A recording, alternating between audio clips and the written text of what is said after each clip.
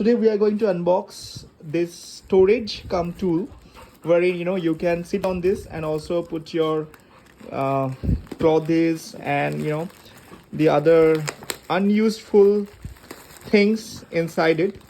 So let's just quickly unwrap it, and it cost only around 650. So basically the benefit of that, it can come with a multi purpose use, and looks good as well.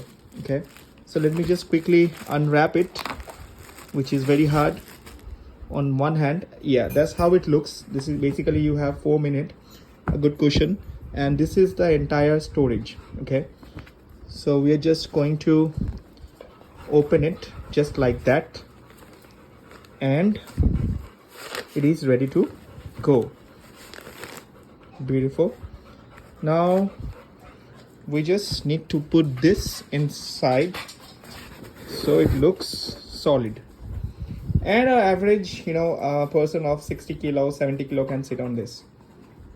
So it costs 600 something, and about a decent storage. I would say it's not bad. Okay, it's worth it. So share your opinion in the comment, and if you like the video, please subscribe.